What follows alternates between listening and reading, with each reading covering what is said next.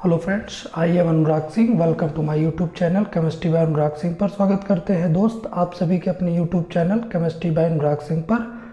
ये हम लोगों का सॉलिड स्टेट का 5वां वीडियो होगा और अभी तक हम लोग 4 वीडियोस हो चुके हैं, जिनमें से चारों वीडियोस में आपके सभी संभावित आने वाले प्रश्न 2022 से जो पूछे गए थे वो आंसर है। साथ ही साथ ये 2023 के लिए संभावित प्रश्न है आपके सेट में। इन्हीं प्रश्नों में से कोई प्रश्न आपको जवाब के रूप में लिखने के लिए मिलेगा, जिनमें आपके जितने अभी तक क्विक रिवीजन के तहत वही आपके केवल पार्ट ठोस अवस्था से बताए जा रहे हैं, जो आपके एग्जाम से रिलेटेड महत्वपूर्ण है या सबसे ज़्यादा पूछे जाते हैं, जिनमें अलग अलग वीडियोज़ में हर अलग प्रकार का एक प्रश्न का जवाब है। इसलिए वीडियो के एंड तक देखकर उसे समझकर याद कर ले, ताकि आने वाले प्रश्नों का जवाब आप कम समय में और आसानी से लिख सके। इसके लिए हम आपकी सहायता करेंगे, जिसमें समझाने का प्रयास आपको अच्छे तरीके से किया जाएगा।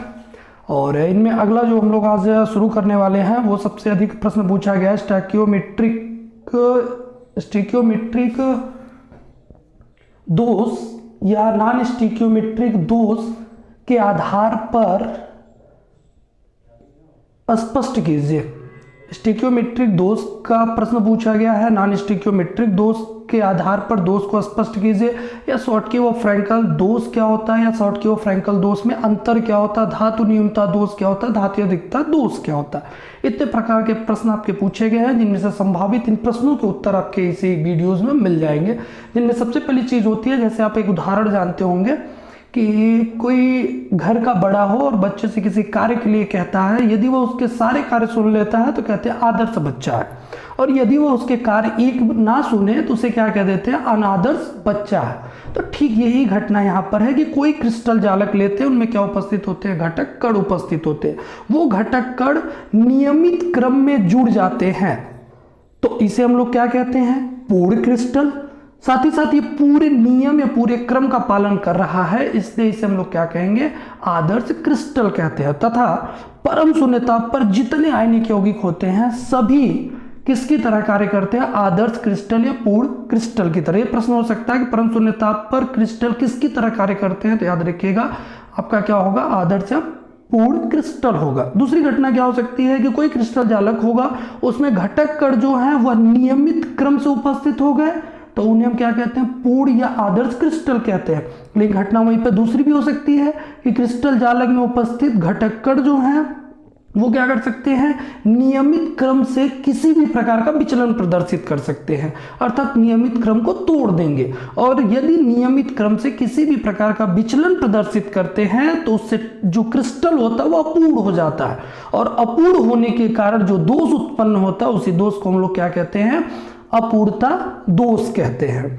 तो इसमें क्या परिभाषा मिलेगा, कोई क्रिस्टल जालक होगा, उनमें उपस्थित घटक कण नियमित क्रम से किसी भी प्रकार का विचलन प्रदर्शित करते हैं तो उसे हम लोग क्या कहते हैं, अपूर्णता या दोष कहते हैं। अब अगला प्रश्न क्या होगा, अपूर्णता या दोष कितने प्रकार का होता है। तो अपूर्णता या दोष जो होता है वह 3 प्रकार का होता है, जिनमें पहला क्या होता है, परमाणु या बिंदु दोष होता है, दूसरा रैखिक दोष होता है, तीसरा इलेक्ट्रॉनिक दोष होता है। जिनमें परमाणु बिंदु दोष से सबसे अधिक आने वाला प्रश्न आपके बोर्ड एग्जाम के लिए होगा। इनमें क्या होगा, इनमें 2 आपके होते हैं, एक स्टिकियोमेट्रिक दोष होते हैं जिसे स्टाकियोमितीय दोष कहते हैं। स्टाकियोमेट्रिक इंग्लिश वर्ड है, इसका हिंदी है स्टाकियोमितीय दोष। और दूसरा होता है नॉन स्टाकियोमेट्रिक दोष कहते हैं, उसका हिंदी होता है नॉन स्टाकियोमितीय दोष होता है। जिनमें स्टाकियोमेट्रिक दोष या स्टाकियोमितीय दोष जो होता है वह कितने प्रकार का होता है, तो 2 प्रकार का दोष रखता है, शॉर्टकी दोष रखता है और फ्रैंकल दोष रखता है। जबकि नॉन स्टाकियोमेट्रिक दोष या नॉन स्टोकियोमितीय दोष जो होता है वह भी 2 प्रकार का दोष रखता है। वह कौन कौन सा रखता है, धातु अधिकता दोष रखता है और धातु न्यूनता दोष रखता है। जिनमें हम लोगों को सबसे ज़्यादा आपको समझना है, क्योंकि शॉटकी और फ्रैंकल से ही सबसे अधिक बार प्रश्न आपके आए हुए हैं। इनमें हम लोग क्या करेंगे, इनमें शॉटकी और फ्रैंकल दोष के बारे में आप समझ लेते हैं। शॉटकी दोष क्या है, फ्रैंकल दोष क्या है। तो शॉटकी दोष का खोज करने वाले वैज्ञानिक शॉटकी थे, इसीलिए इस दोष का नाम शॉटकी दोष रखा गया। ये कहाँ के वैज्ञानिक थे, जर्मन के वैज्ञानिक थे। इन्होंने इस दोष का निर्माण कितने सन में किया, तो इन्होंने 1930 में किया था। और जो दूसरा दोष है फ्रैंकल दोष, उसकी खोज किसने किया था, फ्रैंकल नामक वैज्ञानिक ने किया था। ये कहाँ के निवासी थे, रूस के निवासी थे। इन्होंने भी इस दोष का निर्माण कितने सन में किया था, 1930 ईस्वी में किया था। फिर दोनों लोगों में परिभाषा क्या है, अंतर क्या है, दोष तो दोनों लोगों में है। अंतर ये है कि अगर क्रिस्टल जालक में धन आयन और ऋण आयन कि समान रिक्तियां पाई जाती हैं, समान अनुपस्थिति पाई जाती है, तो वहां पर शॉटकी दोष होता है। और यदि क्रिस्टल जालक में धन आयन जालक से निकलकर अंतराकाशी तरल में चले जाते हैं, तो वहां पर क्या हो जाता है, फ्रैंकल दोष हो जाता है। अर्थात क्रिस्टल जालक में धन आयन और ऋण आयन दोनों अनुपस्थित होते हैं तो शॉटकी दोष होता है। और यदि क्रिस्टल जालक में धन आयन निकलकर अंतराकाशी तरल में चले जाते हैं तो वहां पर फ्रैंकल दोष होता है। एक प्रश्न होता है एजीबीआर में फ्रैंकल व शॉटकी दोष दोनों पाया जाता है, तो इसका कारण है क्यों, इसका कारण यह है कि AgBr में जो Ag प्लस और Br माइनस बनता है, दोनों का परमाणु आकार समान होता है। और दोनों के परमाणु आकार समान होने के कारण या परमाणु आयनिक आकार समान होने के कारण ये क्या करते हैं, फ्रैंकल और शॉटकी दोष दोनों प्रदर्शित करते हैं। लेकिन कोई आयनिक यौगिक हो जाएगा तो कैसे स्पष्ट करेंगे कि ये फ्रैंकल दोष होगा या शॉटकी दोष होगा, तो उस आयनिक यौगिक की उपसंयोजन संख्या निर्धारित करेगी कि फ्रैंकल दोष होगा कि शॉटकी दोष होगा। यदि कोई आयनिक यौगिक है उसकी उपसंयोजन संख्या उच्च है, अधिक है, तो वह शॉटकी दोष दिखाता है। और यदि उपसंयोजन संख्या कम है, निम्न है, तो वह फ्रैंकल दोष दिखाता है। अब प्रश्न हो जाएगा उपसंयोजन संख्या क्या होता है। उपसंयोजन संख्या का मतलब होता है घिरा हुआ क्षेत्र, मतलब किसी परमाणु के चारों तरफ जितने परमाणु उसे घेर के रखते हैं या जितना उसके साथ बंध बना लेते हैं वही उसका क्या कहलाता है, उपसंयोजन संख्या। और किसी आयनिक यौगिक में जितनी अधिक उपसंयोजन संख्या होगा उसमें उतना ही शॉटकी दोष पाया जाएगा, और जितना कम होगा उसमें क्या पाया जाएगा, फ्रैंकल दोष पाया जाएगा। वही आपका चार्ट में यहाँ पे दिखाया गया, यहाँ पे देख भी सकते हैं। एक प्रश्न होता है परम शून्य ताप क्या होता है और परम ताप क्या होता है। तो परम ताप जो होता है वो -273.16 केल्विन को कहते हैं, जबकि परम शून्य ताप जो होता है वो 0 केल्विन पर होता है। और 0 केल्विन पर जितने आयनिक क्रिस्टल होते हैं सभी आपके किसकी तरह कार्य करते हैं, आदर्श या पूर्ण क्रिस्टल की तरह कार्य करते हैं। अगला, यदि 0 केल्विन से अधिक हो जाए तब क्या हो जाएगा, तो 0 केल्विन से अधिक होने पर वहीं पर क्या पाया जाएगा, इलेक्ट्रॉनिक दोष पाया जाएगा। 0 केल्विन से अगर अधिक हुआ तो क्या पाया जाएगा, तो याद रखिएगा इलेक्ट्रॉनिक दोष पाया जाएगा। आइए हम लोग पहले समझ लेते हैं परिभाषा इनकी कि वे क्रिस्टल जिनमें घटक कण नियमित क्रम में जुड़े होते हैं उसे आदर्श क्रिस्टल या पूर्ण क्रिस्टल कहते हैं। और परम शून्य ताप पर अधिकांश आयनिक यौगिक या आयनिक क्रिस्टल जो होते हैं वो पूर्ण व्यवस्थित संरचना प्रदर्शित करते हैं, इसीलिए इसका नाम पूर्ण क्रिस्टल या आयनिक क्रिस्टल रखा गया। दूसरा होता है किसी क्रिस्टल में उपस्थित घटक कण नियमित क्रम से किसी भी प्रकार का विचलन प्रदर्शित करते हैं, वहां नियमित क्रम में जुड़े होते हैं। और यहाँ पे क्या हो गया, आपके नियमित क्रम से किसी भी प्रकार का विचलन प्रदर्शित करते हैं तो उसे अपूर्णता या दोष कहते हैं। अपूर्णता या दोष जो होता है वह 3 प्रकार का होता है, परमाणविक दोष या बिंदु दोष, रेखीय दोष और इलेक्ट्रॉनिक दोष। जिनमें परमाणु या बिंदु दोष जो होता है वह 2 प्रकार का, स्टिकियोमेट्रिक या स्टोइकियोमेट्री इसका हिंदी जो होता है जिसे हम लोग दोष कहते हैं, साथ ही साथ नॉन स्टोइकियोमेट्रिक या नॉन स्टोइकियोमेट्री दोष कहते हैं। इसके बाद जो स्टोइकियोमेट्रिक दोष होता है वो कितने प्रकार का होता है, तो 2 प्रकार का, शॉटकी दोष होता है और फ्रैंकल दोष होता है। शॉटकी दोष का खोज कितने में हुआ था, 1930 में हुआ था। किसने किया था, शॉटकी ने किया था। कहाँ के निवासी थे, जर्मन के निवासी थे। शॉटकी दोष किसमें पाया जाता है, जिस जालक में धनायन और ऋणायन दोनों की समान अनुपस्थिति होती है, समान रिक्तियां होती है। और जैसे ही धनायन और ऋणायन की रिक्तियां होंगी वहां पर क्या पाया जाता है, वहां पर होल पाए जाते हैं या छिद्र पाए जाते हैं। ये भी याद रखिएगा कि यदि किसी क्रिस्टल जालक में समान धन आयन और ऋण आयन की रिक्तियां होती है तो उसके स्थान पर क्या पाया जाता है, उस रिक्त स्थान को क्या कहते हैं, तो उस रिक्त स्थान को क्या कहते हैं, छिद्र या इंग्लिश में होल कहते हैं। और अगला होता है कि फ्रैंकल दोष की खोज किसने किया था? फ्रैंकल नामक वैज्ञानिक ने किया था। कितने सन में किया था? 1930 ईस्वी में। कहाँ के निवासी थे? रूस के निवासी थे। फ्रैंकल दोष कब पाया जाता है? जब क्रिस्टल जालक में उपस्थित धन आयन अपने जालक बिंदु से निकलकर कहाँ चले जाते हैं? अंतराकाशीय तरल में चले जाते हैं, ग्रहण कर लेते हैं, तो उसे हम लोग फ्रैंकल दोष कहते हैं। यह कहाँ पाया जाता है? उपसंयोजन संख्या जब आयनिक यौगिक की कम होती है तो उसमें फ्रैंकल दोष होता है। उपसंयोजन संख्या जब आपकी अधिक होती है तो उसमें क्या पाया जाता है? शॉटकी दोष पाया जाता है। AgBr में दोनों दोष पाए जाते हैं। वह कौन कौन सा? शॉटकी और फ्रैंकल। क्यों पाया जाता है? क्योंकि Ag+ और Br- की आयनिक त्रिज्या जो होती है वह क्या होती है? समान होती है। इसके बाद नॉन स्टिकियोमेट्रिक जो होता है वह दो प्रकार का होता है। धातु आधिक्य दोष होता है और धातु न्यूनता दोष होता है। धातु आधिक्य दोष का मतलब क्या होगा? यह दोष तब उत्पन्न होगा जब क्रिस्टल में धातु की अधिकता होगी तो धातु आधिक्य दोष होगा, और यदि क्रिस्टल में धातु की न्यूनता के कारण दोष उत्पन्न होता है तो उसे हम लोग क्या कहते हैं? धातु न्यूनता दोष कहते हैं। प्रश्न होगा कि स्टिकियोमेट्रिक और नॉन स्टिकियोमेट्रिक क्या होता है? तो स्टिकियोमेट्रिक और नॉन स्टिकियोमेट्रिक जो होते हैं ये आयनों से बने होते हैं। अब जिस आयन से आप यौगिक का निर्माण करने जा रहे हैं तो उनमें दो घटना होगी कि आयन और यौगिक में जो आपके परमाणु उपस्थित होंगे, यदि उन दोनों का अनुपात समान रहा तो वह आपका क्या हो जाएगा? स्टोइकियोमेट्रिक हो जाएगा।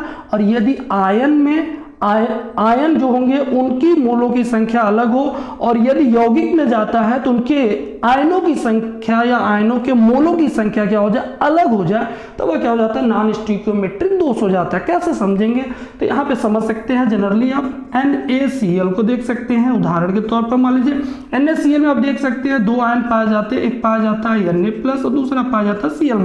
यहाँ पे देख सकते हैं Na+ एक संख्या में है, Cl- एक संख्या में अर्थात एक मोल में है, और NaCl का भी आयनन करेंगे तब भी Na एक ही होगा और Cl- भी एक ही होगा। अर्थात दोनों अनुपात आयन में और यौगिक में यदि अनुपात समान रहा तो उसे हम लोग क्या कहते हैं? स्टिकियोमेट्रिक कहते हैं। और यदि आयन और यौगिक में अनुपात क्या हो जाए? असमान हो जाए तो उसे हम लोग क्या कहते हैं? नॉन स्टिकियोमेट्रिक दोष कहते हैं। यहाँ पे देख भी सकते हैं कि यदि आयन व रासायनिक सूत्र में अनुपात समान होता है तो उसे स्टोइकियोमेट्रिक कहते हैं, और यदि आयन व रासायनिक सूत्र में अनुपात असमान होता है तो उसे नॉन स्टोइकियोमेट्रिक दोष कहते हैं। तो एक बार इसको पूरा देख लीजिए, फिर इसके आगे आपको मैं बता देता हूं परमाणु और बिंदु दोष क्या होता है, फिर इसमें स्टोइकियोमेट्रिक दोष क्या होता है, फिर इसके बाद इनके प्रकार के बारे में चर्चा कर लेते हैं।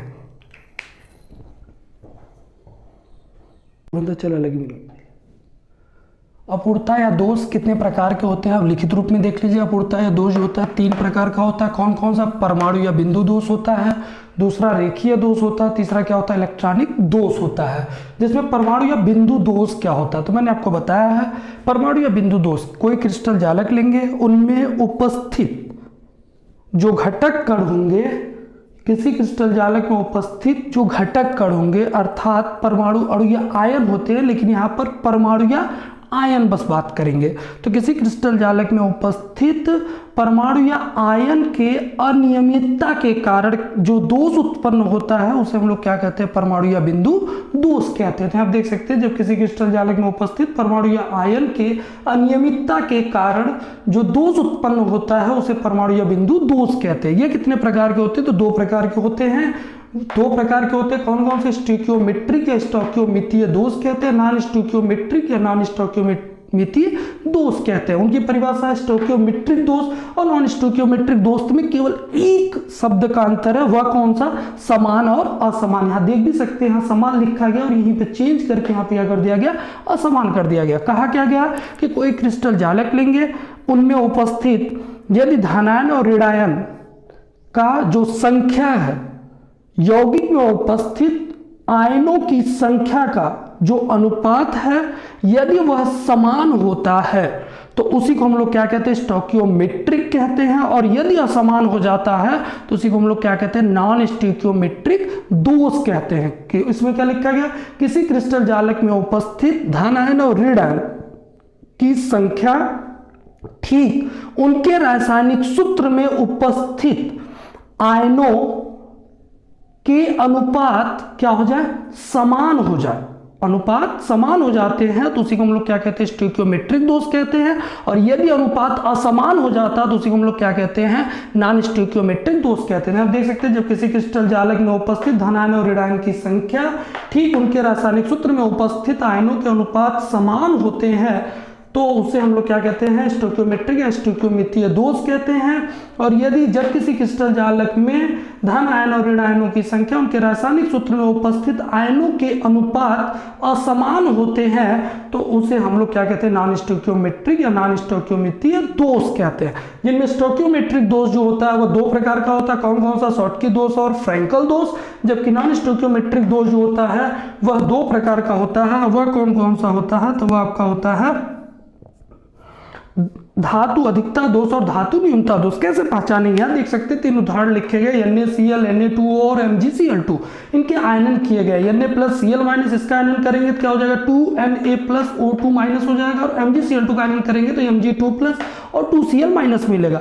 यहाँ पे देख सकते हैं कि NaCl में जितना Na+ और Cl- है उतना पहले भी Na+ और Cl- अर्थात धन आयन और ऋण आयन की संख्या और यौगिक में उपस्थित होने के बाद भी उनकी संख्या समान है, अर्थात अनुपात दोनों समान है, इसलिए से क्या कहते हैं, स्टोइकियोमेट्रिक कहते हैं। और यहाँ पे देख सकते हैं कि यहाँ पर जो संख्या होगी वह क्या है, पहले Na+ होता है, यहाँ पे देखेंगे Na+ होता है और O2- होता है। और यहाँ पे देख सकते हैं तो यहाँ पर क्या हो जाएगा, Mg2+ होता है और Cl- आयन के रूप में ये होते हैं। लेकिन जब यौगिक में जाते हैं तो यौगिक में जाने के बाद Na जो होता है वो 2 हो जाता है, क्योंकि यौगिक उदासीन होना चाहिए, इसलिए 2Na+ और O2- हो जाता है, तो सूत्र क्या बनता है, Na2O बनता है। इसी प्रकार से Mg2+ है और Cl- है, तो यौगिक में जब जाएगा तो वहाँ पे 2 Cl का प्रयोग करते हैं। जब 2 Cl का प्रयोग करेंगे तो वह दोनों क्या है, समान हो जाएंगे, किसमें परिवर्तित हो जाएगा, MgCl2 में। लेकिन देख सकते हैं कि इसमें Na और इसमें Na का जो अनुपात है वो अलग अलग है, यहाँ पर Na1 और यहाँ पर Na2 हो गया।